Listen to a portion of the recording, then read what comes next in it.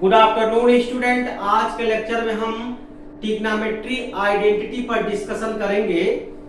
Student, सबसे पहले हम आपको यह बताऊंगा basic difference between identity and equation.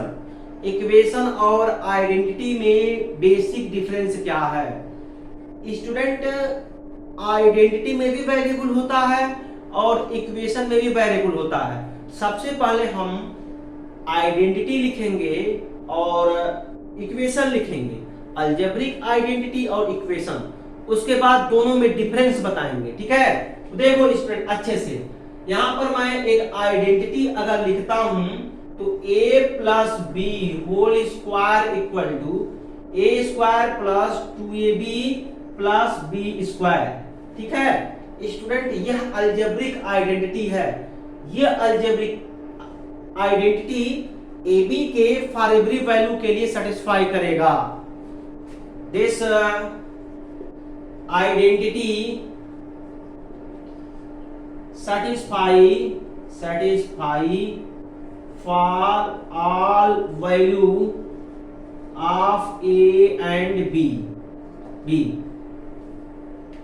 ठीक है स्टूडेंट, यहां पर आइडेंटिटी ना कहकर सिस्टम कहो। सिस्टम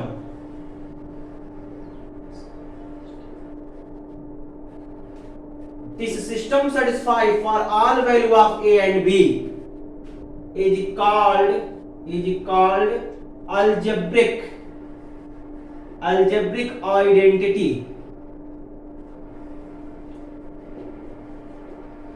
जब सिस्टम a और b के फॉर ऑल वैल्यू के लिए वैलिड होता है, इट मींस सेटिस्फाई करता है, तो इस टाइप के सिस्टम को अलजेब्रिक आइडेंटिटी बोलते हैं। स्टूडेंट देखो, ये जो सिस्टम है a plus b whole square is equal to a square plus 2ab plus b square, इस सिस्टम में वेरिएबल a और b है। a और b क्या है? वेरिएबल है। जब a और b वेरिएबल है और इस वेरिएबल के फॉर ऑल वैल्यू के लिए यह सिस्टम सेटिस्फाई हो रहा है, तो इसका मतलब ये जो सिस्टम है वह अलजेब्रिक आइडेंटिटी है। इट मींस आइडेंटिटी है। अब मैं यहां पर इक्वेशन लिख रहा हूं। Equation is also a type of system. Equation भी एक प्रकार का सिस्टम है। जब सिस्टम से एसोसिएटेड जो वेरिएबल होता है वह पर्टिकुलर वैल्यू के लिए सेटिस्फाई करता है और उस वैल्यू के अलावा कोई हम वैल्यू लेते हैं और उस वैल्यू के लिए वह सिस्टम सेटिस्फाई नहीं होता है, तो ऐसे में उस सिस्टम को हम इक्वेशन बोलते हैं। फॉर एग्जांपल देखो स्टूडेंट, अगर हम लिखते हैं x प्लस 5 इक्वल टू 30। ठीक है, x प्लस 5 इक्वल टू 30। जब यह इक्वेशन है x प्लस 5 इक्वल टू 30, अब जब इस इक्वेशन को सॉल्व करेंगे तो x का वैल्यू फाइंड आउट होगा। देखो x equal to 13 minus 5, x equal to 8 हो गया। अब यह 8 क्या है स्टूडेंट? वेरिएबल के मान है। अब इस वेरिएबल के वैल्यू को अगर हम यहाँ पर इस इक्वेशन में पुट करें तो ये सेटिस्फाई कर जाएगा। It means student 8 plus 5 equal to 13, 13 equal to 13। Here we can see that this equation satisfy at x equal to 8. Therefore, we change value x equal to 8.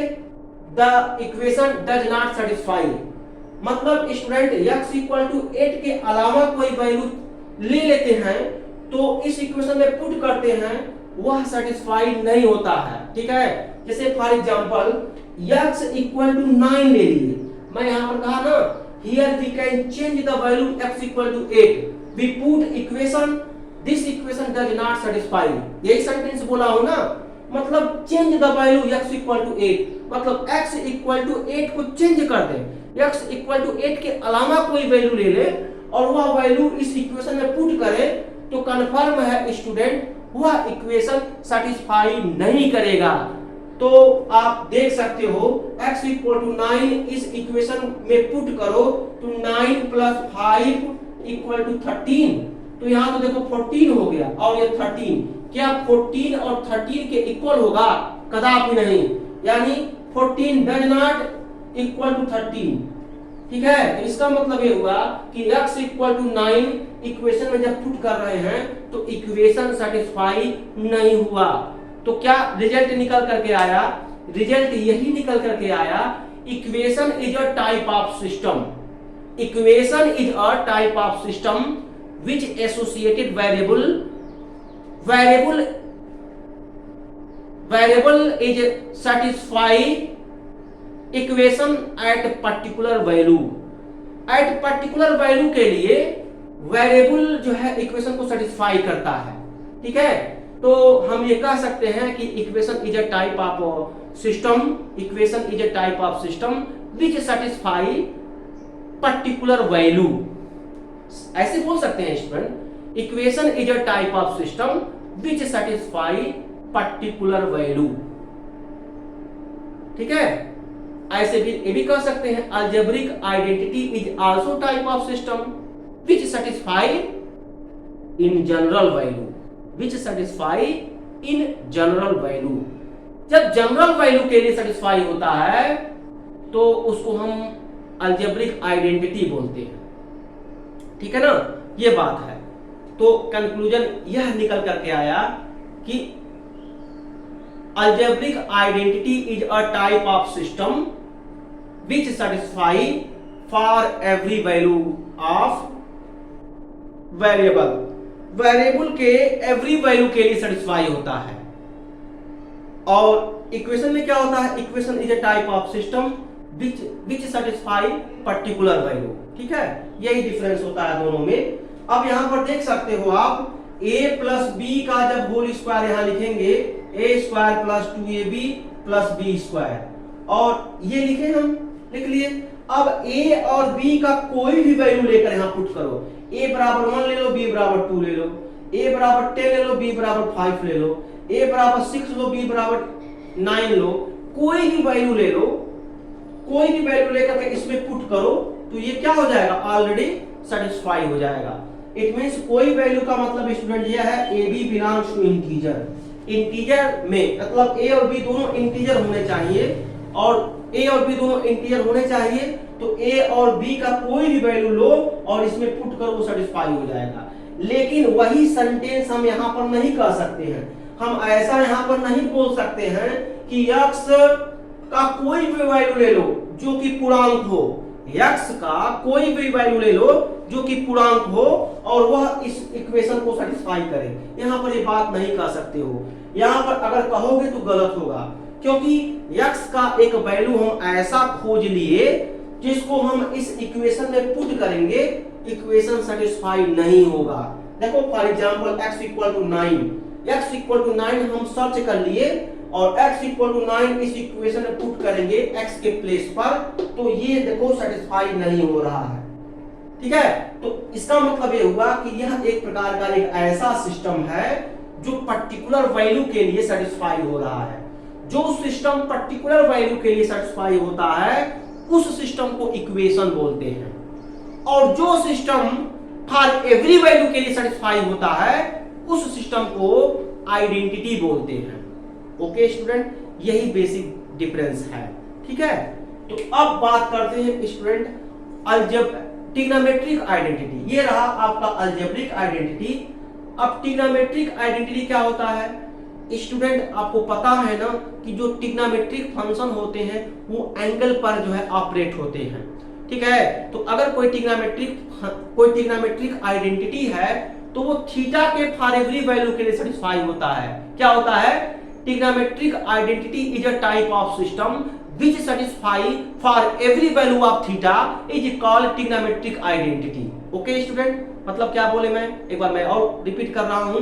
trigonometric identity is a type of system which satisfy for every value of theta।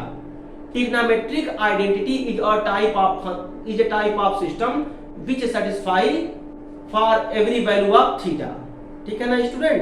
तो theta की प्रत्येक value के लिए जब satisfy होता है system तो उसको ट्रिग्नोमेट्रिक आइडेंटिटी बोलते हैं। ठीक है, ये मैं बोल रहा था। मतलब trigonometric identity is a type of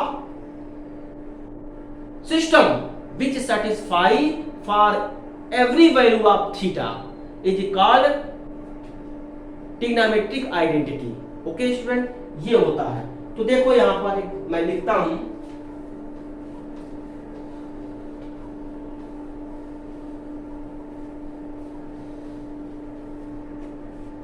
यहां से देखो, यहां से जब मैं लिखूंगा ना, ये हो जाएगा आपका ट्रिग्नोमेट्रिक आइडेंटिटी. Trigonometry identity. क्या क्या होते हैं? Sine square theta plus cos square theta is equal to 1. Sec square theta is equal to 1 plus tan square theta. Cosec square theta is equal to 1 plus cot square theta. देखो student, यहां पर ये क्या है? Trigonometric identity है. मैं again यहां define करता हूं. Trigonometric identity is a type of function means system. Trigonometric identity is a type of system. Trigonometric identity is a type of system which satisfy for every value of theta. ठीक है ना student? Trigonometric identity is a type of system which satisfy for every value of theta. Theta के every value के लिए यह system satisfy करता है, तो इस टाइप के सिस्टम को ट्रिग्नोमेट्रिक आइडेंटिटी बोलते हैं. ठीक है, तो ये तीन होते हैं स्टूडेंट. इसी तीन को आपको लर्न करने हैं, इस पर बेस्ड क्वेश्चन सॉल्व करने हैं. तो इसको मैं एक प्रूव करवा दूंगा और 2 आपको प्रूव करने हैं. दोनों होमवर्क रहेंगे. ठीक है ना? तो इसको पहले आप नोट करो.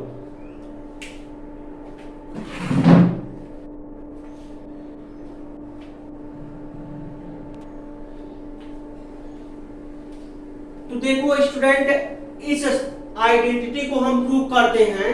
इस आइडेंटिटी को प्रूव करने के लिए क्या कंसीडर करेंगे? राइट एंगल ट्रायंगल कंसीडर करेंगे. चलो कंसीडर किया जाए. Let triangle ABC angle B equal to 90 degree, angle BAC equal to theta. हमने ये कंसीडर किया स्टूडेंट, हमने एक कंसीडर किया क्या?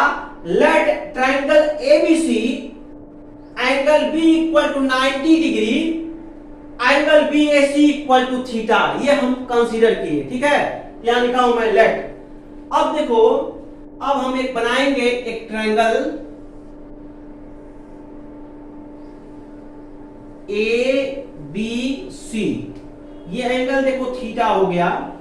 तो यहां पर कंफर्म है, एक चीज और देख लो student, AC equal to base हो गए, AB equal to, sorry student, sorry इसके लिए, AC इक्वल टू हाइपोटेन्यूज होता है, hypotenuse, AB equal to base और BC equal to perpendicular, perpendicular. Okay, BC perpendicular हो गया, AB बेस हो गया और AC हाइपोटेन्यूज हो गया. तो पाइथागोरस थ्योरम अप्लाई कर दो. तो लिखेंगे क्या? From Pythagoras theorem. Pythagoras theorem से AC square equal to AB square plus BC square. ये पाइथागोरस थ्योरम अप्लाई कर दिए. आप लोग पाइथागोरस थ्योरम जानते होंगे, मैंने यहां पर अप्लाई कर दिया. ठीक है, अब देखो यहां पर क्या करेंगे स्टूडेंट, AC स्क्वायर से डिवाइड कर देंगे. इक्वेशन नंबर फर्स्ट के बोथ साइड में AC स्क्वायर से डिवाइड कर देंगे. चलो डिवाइड किया जाए. AC square upon AC square is equal to AB square upon AB square plus BC square upon AC square. ठीक है, हमने AC स्क्वायर से डिवाइड किया, तो यहां AB नहीं होगा, AC होगा स्टूडेंट. तो तो AC square by AC square is equal to AB square by AC square plus BC square by AC square, ठीक है। अब यहां हो जाएगा लेफ्ट साइड में 1 equal to AB by AC whole square plus BC by AC whole square, ठीक है। अब इसको जो है इक्वेशन नंबर सेकेंड एज्यूम कर लेंगे। अब यहां पर ट्रायंगल ले लो, again triangle ABC, angle B equal to 90 degree, angle BAC equal to theta. BAC क्या है स्टूडेंट? ये थीटा है। अब क्या करेंगे, एंगल BAC अगर थीटा है तो अब यहां पर अप्लाई कर दो ना, साइन थीटा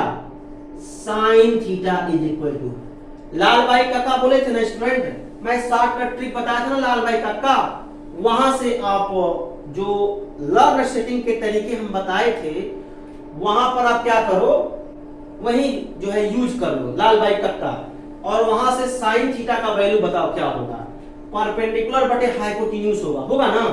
तो ये हो गया आपका BC बाई AC हो गया। ऐसे ही cos थीटा यहां से कैलकुलेट कर लो, cos theta equal to base upon hypotenuse होता है ना। तो AB अपॉन हाइपोटेन्यूज मतलब AC। तो मैं सब तो बताया था, sine theta equal to perpendicular बटे hypotenuse, cos theta equal to base बटे हाइपोटेन्यूज बताया था ना। तो यहां से हम बेस और हाइपोटेन्यूज का वैल्यू यहां जो है, ये वैल्यू बेस का वैल्यू AB, हाइपोटेन्यूज का वैल्यू AC, अब परपेंडिकुलर का वैल्यू BC, ठीक है। यहां से मैं पुट कर देंगे किसमें, sine theta equal to perpendicular बटे hypotenuse, cos theta equal to base बटे हाइपोटेन्यूज, इसमें पुट कर देंगे तो sine theta equal to BC by AC हो गया, cos theta equal to AB by AC हो गया, ठीक है ना student.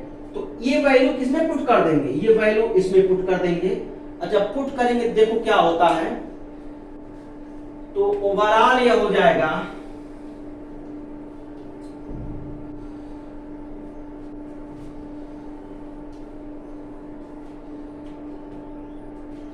One is equal to cos theta whole square plus sine theta whole square, 1 equal to cos square theta plus sine square theta. This equation can